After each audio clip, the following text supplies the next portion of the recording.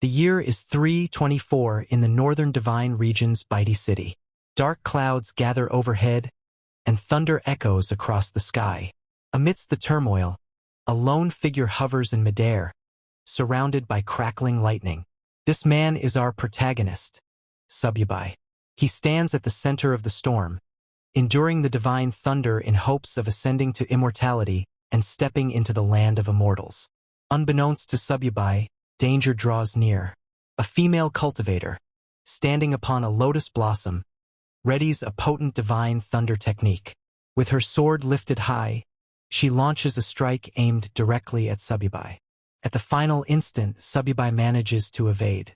Though he escapes a fatal blow, the attack wounds him and he crashes to the ground. The woman descends, pointing her sword at him, demanding his surrender. She is Lin Wonk, one of Sububai's own disciples. Sububai, stunned and furious, cannot believe that his trusted disciple would turn against him. Enraged, he readies a deadly counterattack. But before he can retaliate, another disciple, Buyu, delivers a sudden strike from behind, tearing a hole through Sububai's chest. Buyu then turns to Lin Wonk and argues that, despite their master's many wrongs, they should at least allow him to perish with some dignity. Sububai, gravely injured, can only laugh at such betrayal. He had never treated his disciples unjustly.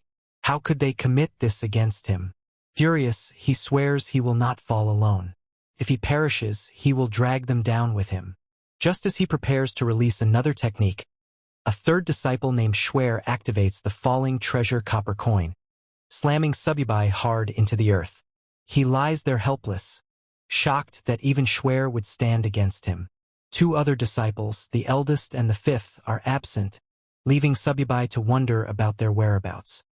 Schwer commands her master not to resist, blaming him for countless crimes that cannot be forgiven and warning him not to blame anyone else for his fate. Hearing this, Sububai only laughs and asks if they truly believe the false charges against him. But now that they have drawn their blades against him, he cannot forgive them. In desperation, Sububai uses the divine soul's true body law of heaven and earth technique, a self-destruction meant to drag his enemies into death with him. Realizing his intention too late, Lin Wonk and the others rush to stop him. She frantically asks Buyu if their senior brother Heo has a backup plan because the situation has spiraled beyond control. Regardless of their efforts, they fail to prevent the inevitable.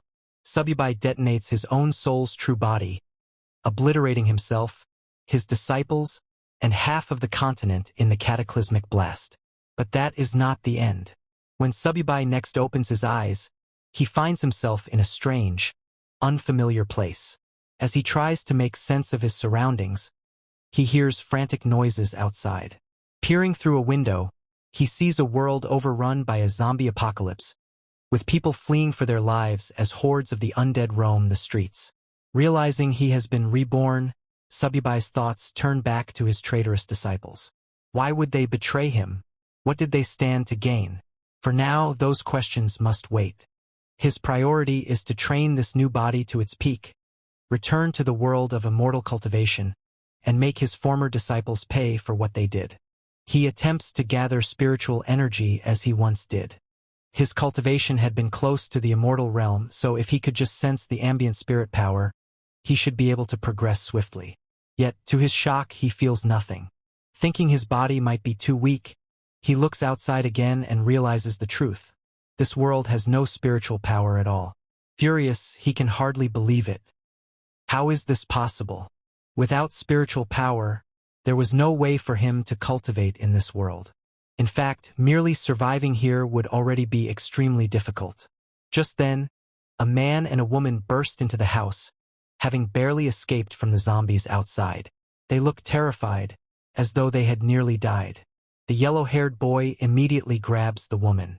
Another person, possibly named Vertical, tries to stop him, warning that her boyfriend might still be in the house and that it would be bad if they were seen. The yellow-haired boy scoffs, telling her not to worry. Even if her boyfriend saw them, there was nothing he could do. As he removes his clothes, the woman suddenly notices a bite mark on his arm and asks how he got wounded. The boy shrugs it off, saying he might have been bitten by those crazed people on the street and insisting it was nothing serious. They continue their business until, abruptly, the woman realizes the boy has gone still. She asks him what is wrong, urging him to continue, but to her horror, he is turned into a zombie and attacks her. She struggles, barely managing to push him away. Meanwhile, Subibai hears the commotion and wonders if someone else is in the house. Searching through the memories of his new body, he recalls that the woman is supposed to be his girlfriend, and the yellow-haired boy is her lover. Subibai smiles bitterly, realizing that the original owner of this body had also been betrayed by those closest to him. Opening the door, Subibai sees the now zombified boy lunging at the screaming woman. She notices Subibai and begs for help. He stares at her coldly, says nothing, and watches as the zombie tears into her flesh. Then, without a word, he closes the door behind him, thinking, serves her right. In a world with no spiritual power, Subibai knows he must find a way to survive. Otherwise, he might die here before ever returning to his original world. Sitting on the floor, he tries to retrieve something, anything, from his sea of consciousness that could save his life. Yet, with his current cultivation level, advanced magic items like the 9 Changes Spirit Pellet are beyond reach. All he can do is rely on luck and hope for the best. Finally, he pulls out a low-level magic weapon, the 10,000 Souls banner. Subibai is disappointed. How could he have ended up with such a low-level magic weapon? He had hoped to retrieve something that could truly save his life in this chaotic world. Just as his frustration peaks, a blue window suddenly appears before him. System prompt. It has been detected that the host has obtained the magic weapon 10,000 Souls banner. The host is now bound to the 10,000 Souls banner system. Current system level 1. Capacity 10 souls. Upgrade requirement to level 2. Hunt down an elementary mutant.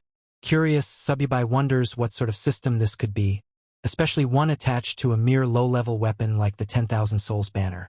As far as he remembered, the banner's only function had been to collect souls.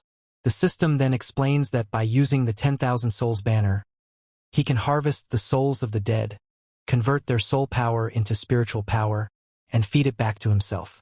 The higher the banner's level, the stronger the souls it can collect, and thus the more spiritual power Subibai would gain in return. There is a catch. Any person who has been dead for more than 5 minutes will have a soul that completely vanishes, rendering it uncollectible. Subibai smiles.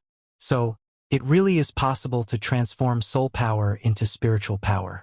Even if this world lacks natural spiritual energy, he realizes that with zombies everywhere, there is no shortage of materials to harvest for cultivation. He remembers the girlfriend who betrayed him and the yellow-haired boy, both now zombies, banging on the door. Subibai opens it, and the 2 zombies lunge at him. He swiftly kills them with the 10,000 Souls banner, but to his surprise, they continue moving even after he attacks. At that moment, he activates the banner's true power, collecting their souls and converting them into spiritual energy. Subibai is amazed to feel a breakthrough in his cultivation almost immediately. After absorbing their souls, he now has 2 controllable souls at his command, and his spiritual power has grown noticeably stronger. He can't help but smile. Despite its humble appearance, the 10,000 Souls banner has proven to be far more powerful than he ever imagined. Sometime later, outside, people were running in all directions, frantically searching for any safe spot to hide. In the midst of this chaos, Subibai was also looking for supplies. His body was still too weak. I can't do much cultivation in this condition, he thought. First, I need to find some supplies, then consider enhancing the 10,000 Souls banner.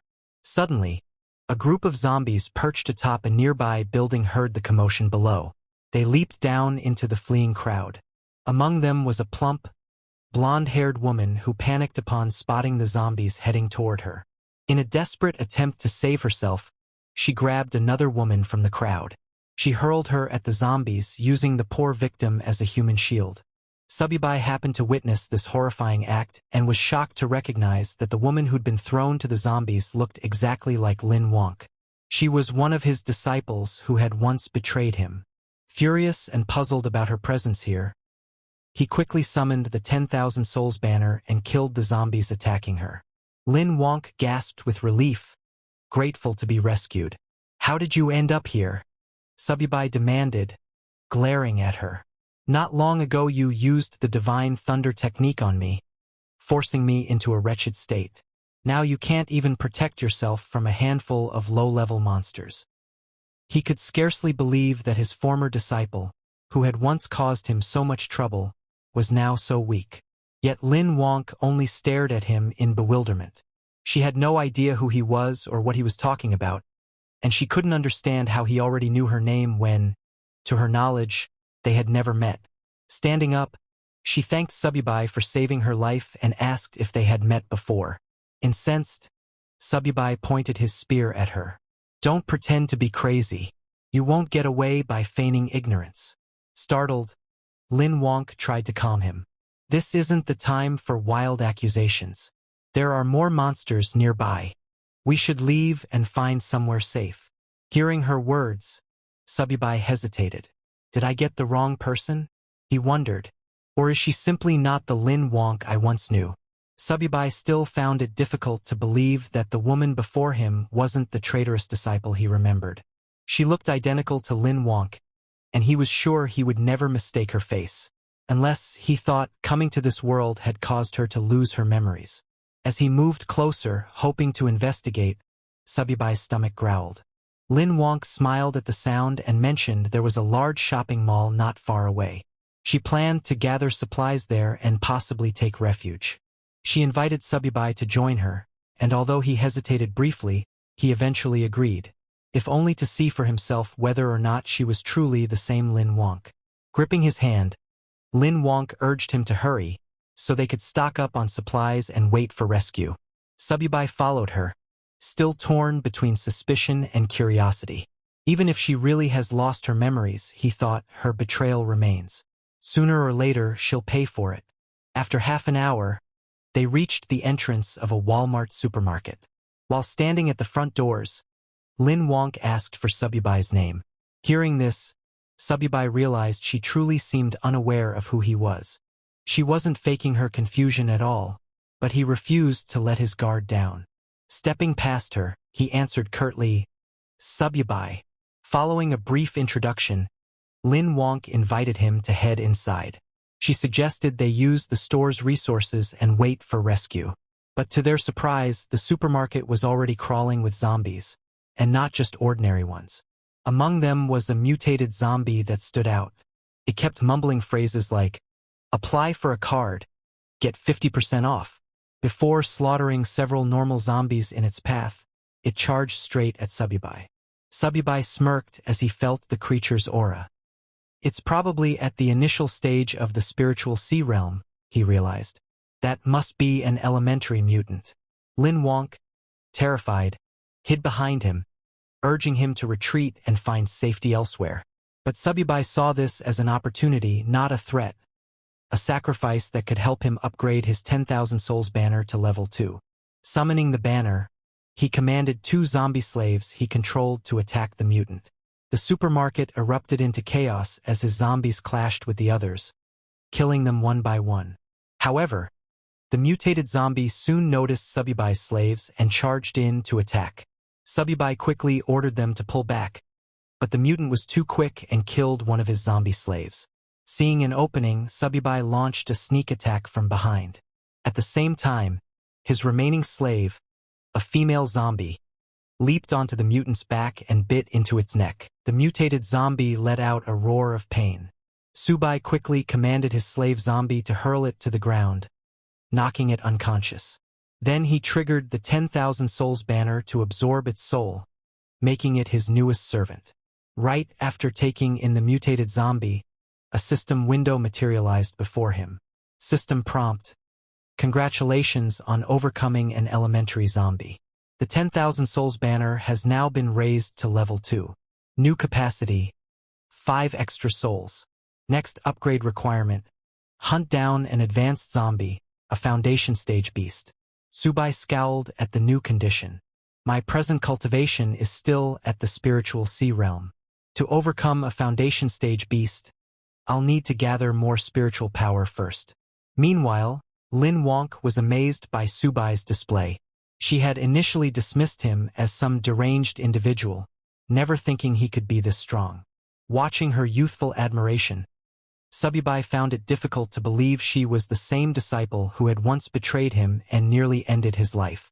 With the mutated zombie defeated, the survivors who had been hiding in the supermarket cautiously emerged.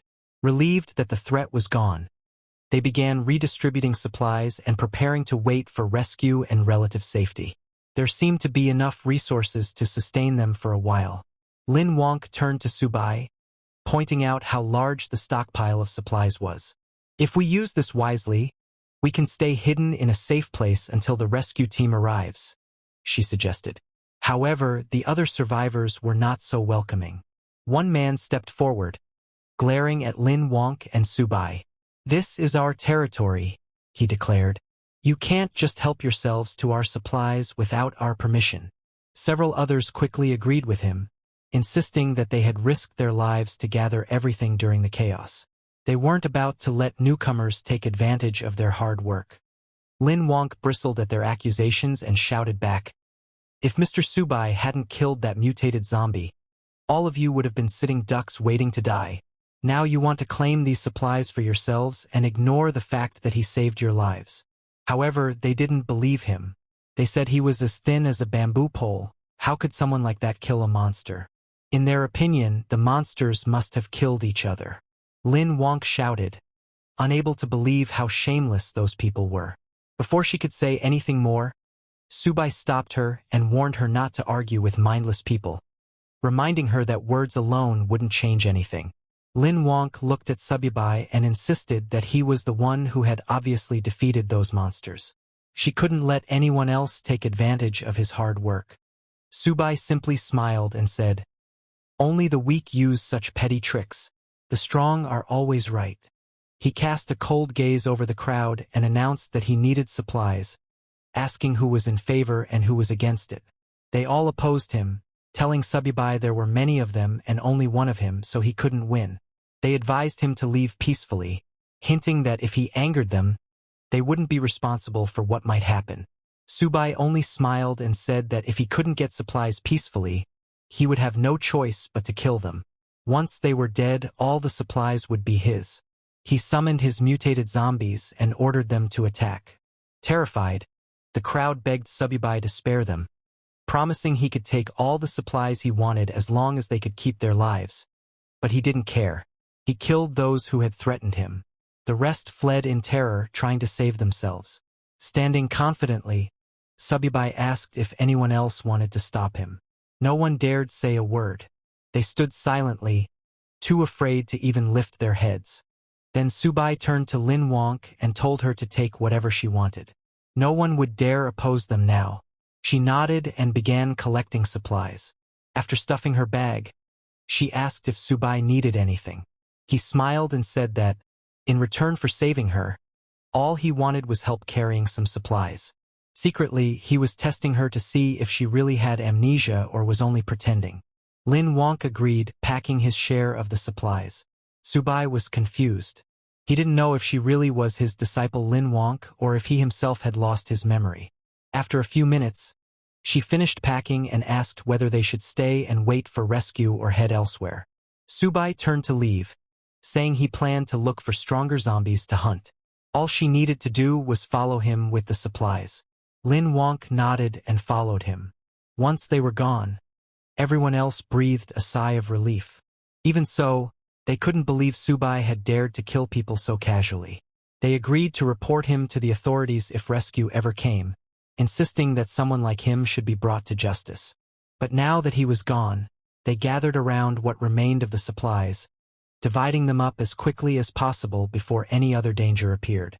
In the midst of their squabbling, oblivious to the threat looming behind them, Subai's 2 zombie servants crept up, ready to attack. Just then, one man in the crowd spotted the zombies and panicked, running as quickly as he could to save himself. Sadly, it was already too late. The zombies rushed forward and struck down everyone one by one. A blonde, overweight woman stayed alive for a short moment, horrified and begging for help. But the zombies saw her and smashed her head underfoot.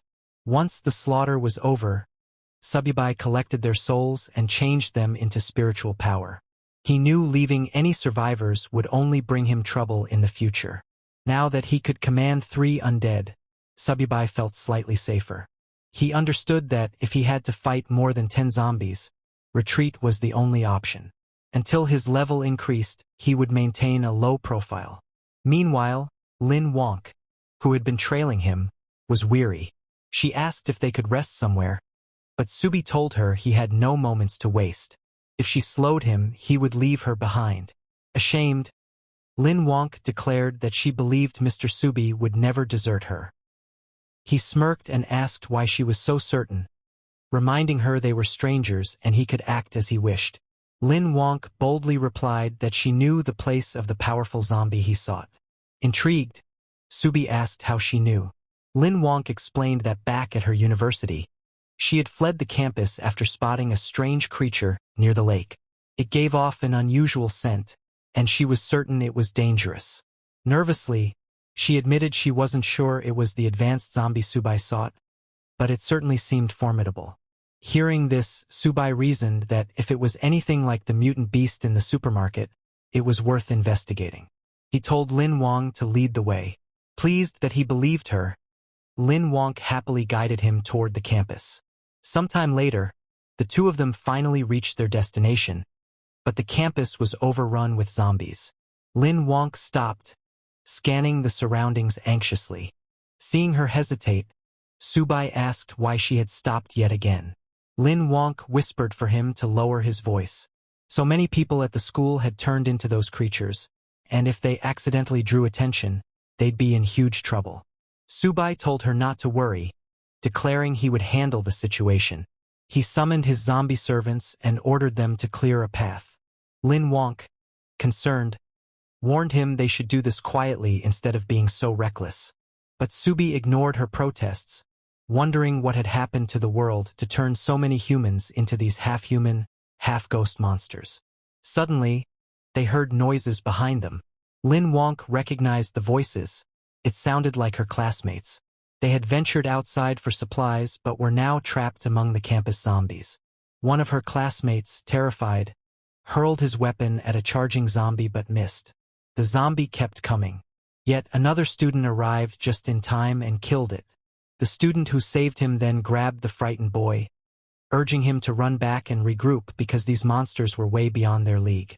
Lin Wonk realized these two were Gyuing and Lai Mingguan, her classmates, though she couldn't fathom why they would be here of all places. Subai noticed her reaction and asked if she knew them. When Lin Wonk admitted they were her schoolmates, he turned to her and said, "Do you want me to save them or not?" Lin Wonk held Subi's hand and said, "While they're distracting the monsters, we can escape quickly. If the monsters spot us, we won't be able to leave." Subai then asked her, "Don't you want to save them? They're your classmates, aren't they?" Lin Wonk replied, "If I could help them, I would. But right now, I can't risk your life." Upon hearing this, Subai realized that if she had been the treacherous disciple from his past, she would never have said such a thing. She truly seemed to be just an ordinary girl. However, before they could leave, the very thing Lin Wonk feared happened. Her classmates noticed her and called out for help. Lin Wonk became furious. She couldn't believe that Liangwen, one of her classmates, was desperately shouting amid so many zombies, potentially dragging them all down with him. All the noise quickly drew the zombies' attention. Panicking, Lin Wonk burst into tears and apologized to Subai for getting him involved. In response, Subai summoned his enslaved zombies to fight, boasting that he had once slain the 9th demon lord of the underworld. He declared that these lowly undead were not worthy opponents. Although his summoned zombies managed to kill many of them, there were simply too many. Subai lost 2 of his contracted zombies, and his mutated zombie was also in trouble. He realized that dealing with 10 zombies at once was already his limit given his current strength. If they wanted to turn the tide and survive, he needed to lure some of the zombies away. He asked Lin Wonk if there was anything nearby that could produce a loud sound. Lin Wonk remembered her smartphone and handed it to Subai, who had never seen such a device before. He was baffled by the idea that a small box could make a loud noise. Instead of explaining, Lin Wonk simply turned on the phone's music. Subai was astonished by how loud the sound was coming from what he called a small metal box. Drawn by the blaring music, many of the zombies attacking the mutated zombie turned their attention towards Subai. Overjoyed by this new magical tool, he threw the smartphone to his mutated zombie slave. The mutated zombie caught the phone and started running, drawing most of the horde away. With so many zombies in pursuit of the mutated zombie, Subai and his remaining undead were free to dispatch the remaining threats one by one. Lin Wonk was amazed that such a simple trick had worked. However, Subai grabbed her hand and reminded her they had no time to celebrate. They needed to leave before more zombies arrived. Moments later, both of them managed to escape safely to the classroom building. Once they were out of danger, Lin Wonk thanked Subai again for saving her life. She admitted that without him, she would never have made it this far. Subai replied that it was no big deal. She had helped him locate an advanced zombie, and in return he had saved her. Both of them benefited. Not long after, Lin Wonk's classmates also managed to escape safely, thanks to Subai's zombies having distracted and slain most of the undead. However, they quickly noticed that Lin Wonk was carrying a large bag of supplies. They were thrilled to see Lin Wonk return with so many supplies. With that amount, they believed they could wait for a rescue team to arrive. However, Lin Wonk scoffed and reminded everyone that these supplies were obtained by Mr. Subai, and she had no right to distribute them on his behalf. Li Mingguan was furious. He told Lin Wonk that there was no point in distinguishing yours and his in a crisis like this. Other students also needed these supplies to survive. Another one of Lin Wonk's classmates, sensing the tense atmosphere, stepped in and suggested they all stop arguing and return to the classroom first. They could decide how to distribute the supplies once they were somewhere safer. Turning to Subai, he also invited him to join them, saying they should all stick together in times like these. Subai and Lin Wonk followed them back to the classroom. On the way, Lin Wonk apologized to Subai for the trouble, but assured him that she would not let anyone touch his share of the supplies. Subai told her not to worry. His only goal was to find the advanced zombie. Still, he asked how she could be certain these people would listen to her. She replied that there were many teachers among the survivors, so nobody would dare do anything extreme. Subai simply smiled and said they had better behave, or he couldn't guarantee their safety. Meanwhile, the bold student whispered to Liangwen that he had seen the bag was full of food. With so many supplies, they could sustain themselves for at least a month until rescue arrived. Liang nodded but worried that Lin Wonk wouldn't agree. And then there was also the matter of Subai. Another student chimed in, saying that now they were back on their territory, Lin Wonk and Subai couldn't simply refuse. If they cooperated, they might receive something in return. If not, they would have to deal with them the hard way. Moments later, they arrived at the classroom door. Li Mingxuan called out to the teacher to open up, announcing they had brought supplies. The teacher, relieved to see them safe, invited everyone inside and asked for the supplies to be handed out. As Subai entered, he noticed that many survivors were present. They had managed to avoid the zombies so far, perhaps because the undead hadn't swarmed this area yet. The same bold student pressed Lin Wonk to distribute the supplies right away, complaining that they hadn't eaten anything for 3 days. Gritting her teeth in frustration, Lin Wonk said she would only give out half. Mr. Subai owned the other half, and they had no right to touch it. Li Mingguan scoffed and asked why a single person needed so much food. He offered to buy Subai's share at 10 times the market price. Looking at Subai, he asked if he minded selling. Subai smiled and agreed. In that moment, Li Mingguan tried to claim all of Lin Wonk's supplies, forgetting that Subai was no pushover. Subai promptly summoned his mutated zombie slave, ready to attack Liangwen. Seeing the monster appear inside the classroom, everyone panicked and scrambled for safety. Only then did they realize the zombie seemed to be under Subai's control. Subai grabbed Li Mingguan by the collar and snarled that because of Li Mingguan's earlier actions, he had lost 2 undead minions. Yet Li Mingguan still dared to demand Subai's supplies. Li Mingguan apologized profusely and begged for his life. Subibai asked, "Should I kill you, or should I take your soul to make up for my losses?" Terrified, Li Yingguan pleaded with his classmates Zhang Hao and Gumming to intercede, since they were the ones who had come up with the plan in the first place. Zhang Hao and Gumming quickly denied any involvement, insisting it was all Ling Xuan's idea and that he alone should bear the blame. Ling Xuan was shocked at the betrayal, cursing them for abandoning him. He turned to Lin Wonk, begging her to ask Subai to spare him. He promised he would never try to steal supplies again.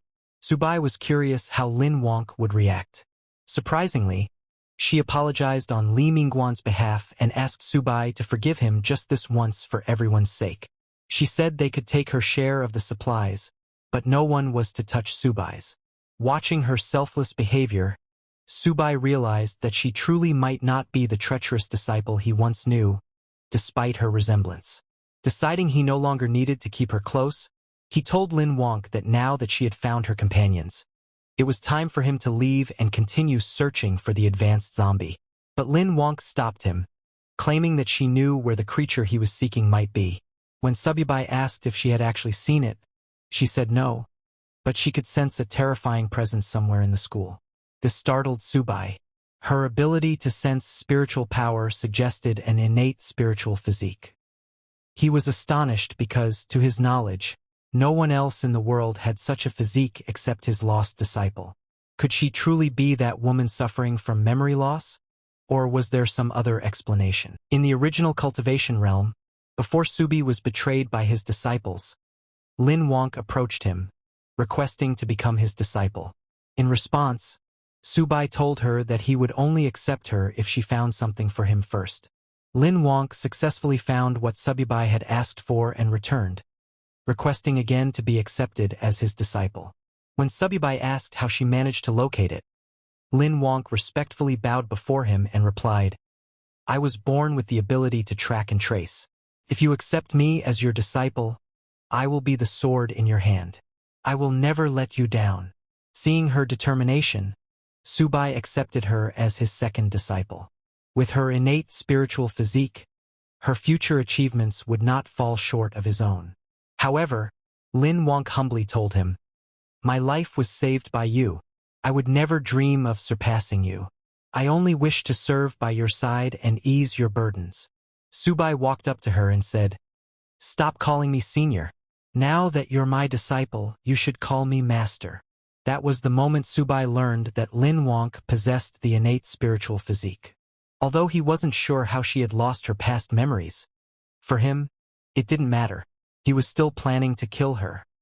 He extended his hand to capture her soul and make her his servant, dooming her to eternal soul refinement. But suddenly, Lin Wonk grabbed Subai's hand and urgently warned, "That thing I've been sensing, it's really coming this way. We must leave now before it's too late." Hearing this, Subai fell silent. Then, in the next moment, he burst into laughter like a madman, shocking everyone in the room. He thought to himself, "I nearly killed her just now, but this is an innate spiritual physique, a one-of-a-kind rare body. Killing her outright would be such a waste. Rather than that, I'll treat her as a chess piece. Once she outlives her usefulness, I won't shortchange her.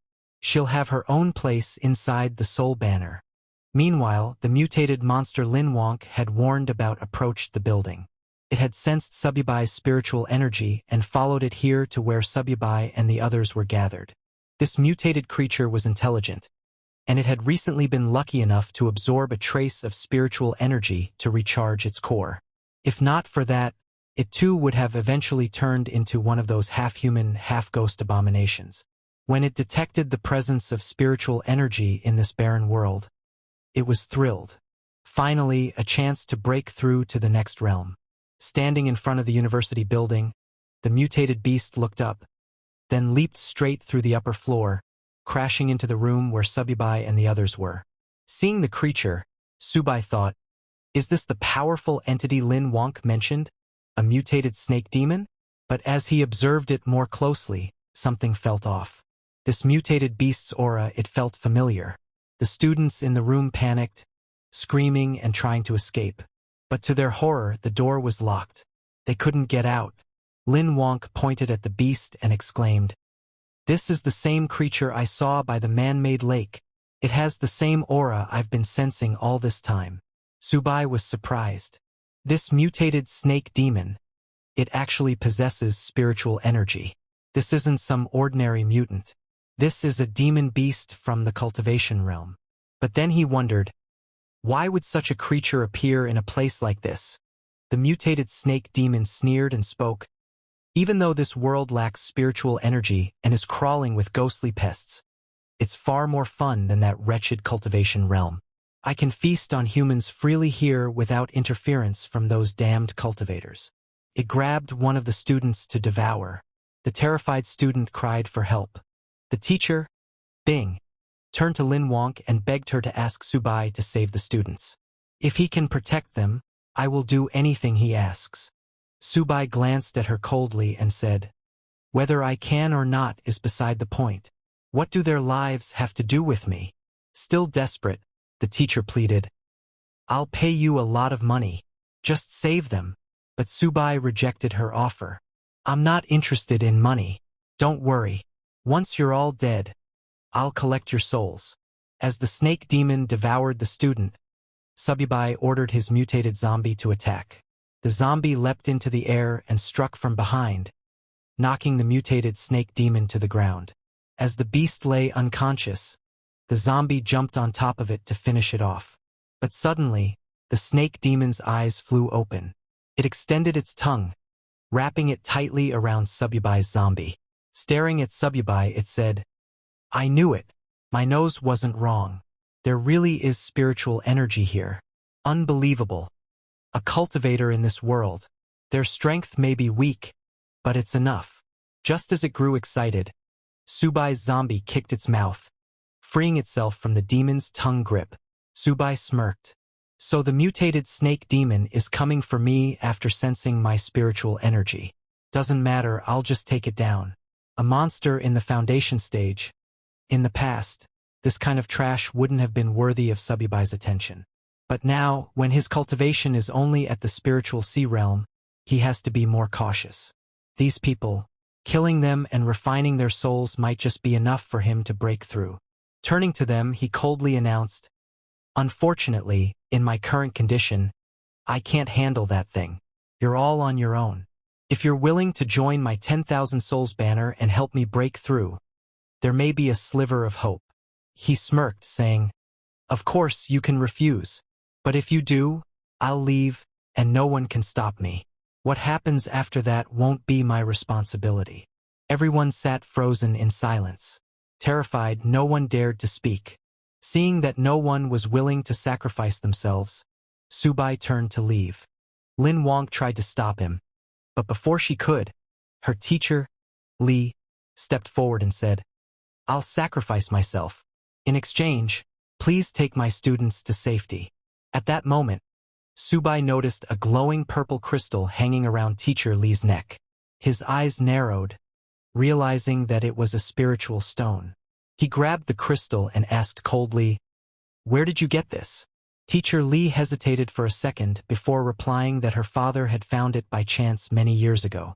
Seeing Subai's obvious interest, Teacher Li handed him the stone and begged, "Please, just protect my students." Inspecting it closely, Subai confirmed, "This is indeed a product of the immortal realm. The quality isn't low either. The spiritual power inside, it's on par with a top-grade spiritual stone." But what puzzled him was, how did something like this end up in this world? Could it be that his and Lin Wonk's rebirth here wasn't a coincidence? If that's true, then maybe his other disciples are here too. Just then, the system detected the spiritual stone and prompted, "Would you like to use this item to enhance the 10,000 souls banner? Doing so will increase your control level over the undead by 1 tier." Subai was stunned. He didn't expect that spiritual stones could directly upgrade the banner. He made a mental note that he needed to collect more of these in the future. He accepted the item and agreed to Teacher Li's request, telling her, "Wait here and don't run." Meanwhile, the mutated snake demon, enraged after being attacked by Subai's mutated zombie, roared, "How dare you steal from me?" It charged straight at Subyubai, intending to kill and refine him to boost its own cultivation. But Subyubai had already begun absorbing the spiritual stone's energy. He commanded his zombie, "Block it. Don't let it get close." The zombie charged in, but the mutated snake demon dodged easily, grabbing the zombie and slamming it into a nearby wall. Then it noticed something: Subai's aura. It was rapidly growing stronger. He was breaking through.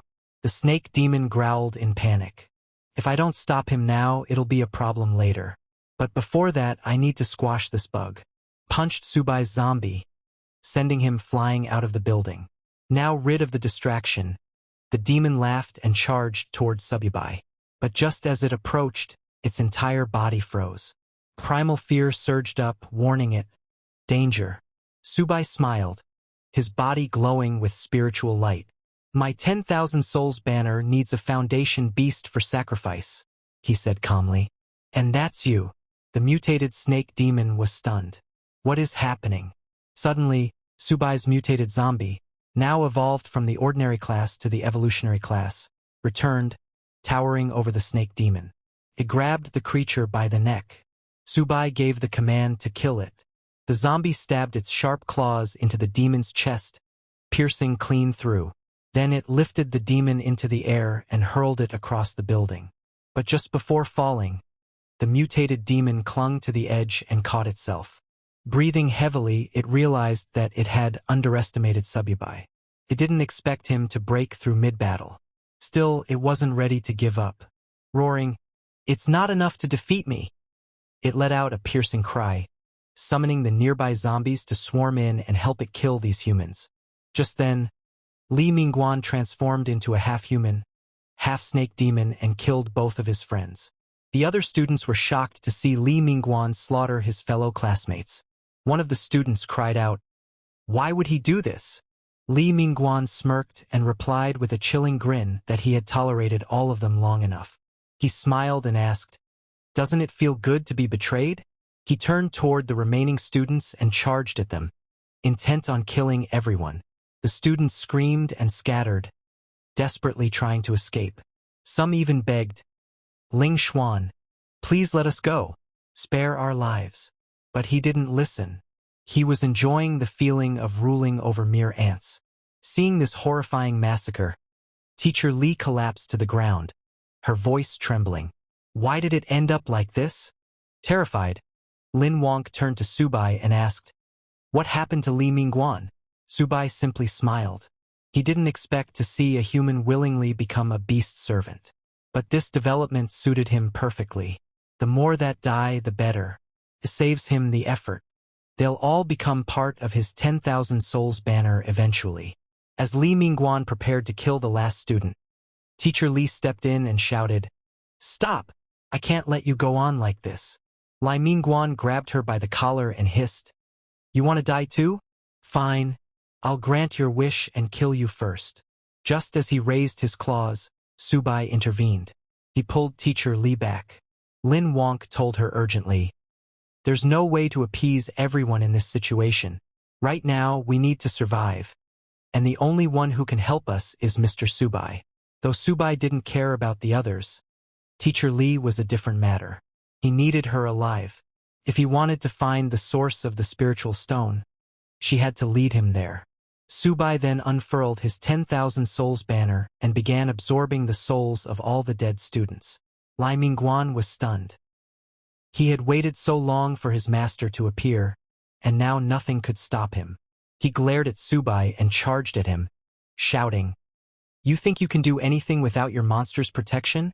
Subai calmly smiled and summoned the very students Li Mingguan had just killed.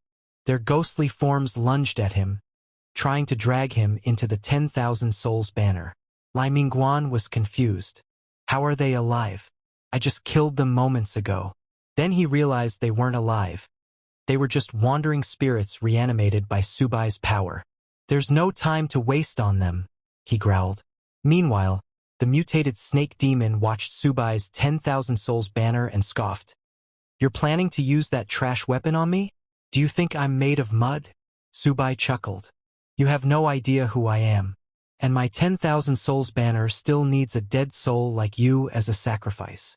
At the same time, Luing Swan managed to partially free himself from the grasp of Subai's zombies and ran toward the mutated snake demon for help. The demon scowled. Just my luck. I finally meet an immortal cultivator, and he turns out to be a demon cultivator.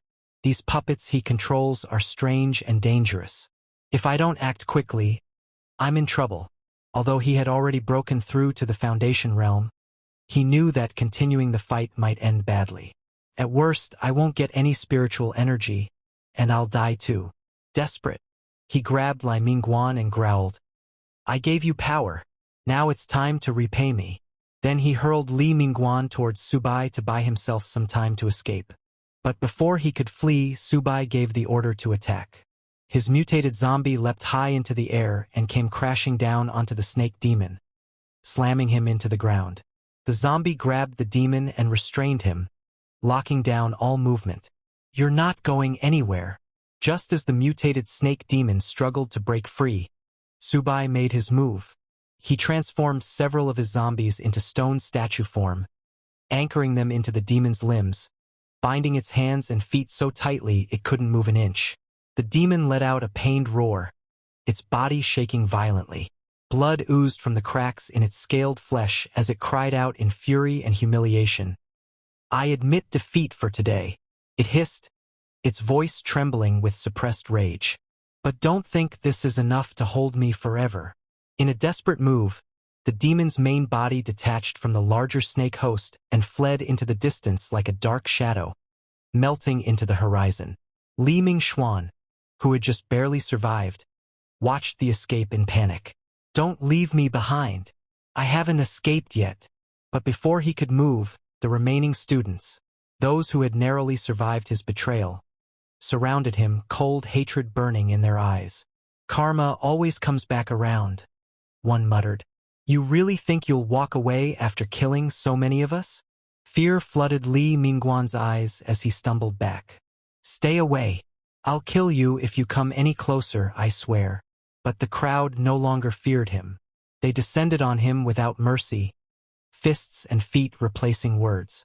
Li Mingguan died the same way he lived, violently and utterly alone. Nearby, Lin Wonk turned toward Subai, her voice filled with disbelief. That monster, we're really just letting it go? Subai only smirked. It's just a lowly snake demon. Does it really believe it can escape my spiritual sense? Far away, the mutated snake demon, now free from its bindings, let out a long breath. It had narrowly escaped death, but one question clawed at his mind. Where did that demonic cultivator come from? Then a chilling realization crossed his thoughts. Could he too have been pulled into this world through the chaotic spatial rift, just like me? He scoffed. Doesn't matter. I'm free now. A Foundation establishment cultivator like him? He'll never find me. But he was wrong. Before he could take another step, a shadow fell over him. Subai appeared directly behind him. Try running again, he said coldly. Let's see if you can escape my spiritual sense now. Terror flooded the snake demon's expression. His whole body trembled. He could not understand. How did he track me this fast? How strong is his spiritual sense? Subai didn't waste time. He ordered his mutated zombies forward. As the beast tried to flee, they lunged in, grabbing the demon's legs and arms, pinning it down. The mutated zombie struck its vital point, sealing its core. The snake demon howled in agony, completely paralyzed. If I can't live in peace, none of you will. The demon bellowed. He activated his final skill, Serpent Shadow Clone. Dozens of shadowy snake clones burst forth, swarming towards Subai. Laughing, the demon mocked. Your soul banner is useless now. Once I devour you, your puppets will vanish. But Subai showed no concern. He raised his 10,000 souls banner, calmly scanned the illusions, and in a flash stabbed the real body. The snake demon gasped. How did you see through it? Not even nascent soul cultivators could. Subai remained unchanged. If you weren't still useful, I would have shattered your soul already. With that, He unleashed the soul-binding power of the banner. Black tendrils wrapped around the demon's very spirit. "You'll never get me," the demon roared. "I'll destroy my soul before I serve you." In a final act of defiance, it attempted to self-destruct its soul, but once again it had underestimated Subai. With a single thought, Subai activated his spiritual sense manifestation. His soul form materialized in front of the demon, grabbing and stopping the detonation mid-explosion. The snake demon stared in horror. "That pressure, you're not Foundation establishment." His voice cracked. "Soul formation." The truth hit him like a blade to the chest. He had offended a soul formation powerhouse. He dropped to his knees, pleading, "Don't kill me. I was wrong." But his pleas fell on deaf ears. The 10,000 Souls banner absorbed his soul in its entirety. System notification. "Congratulations. You have slain an evolved level creature. Soul banner has leveled up to level 3. Max controllable souls. 10. New feature unlocked. Enhancement mode. You can now feed spiritual energy, infused objects to your undead souls to boost their strength." What happens next? Stay tuned, the next part is coming soon. Don't miss it, and make sure to watch the next episode.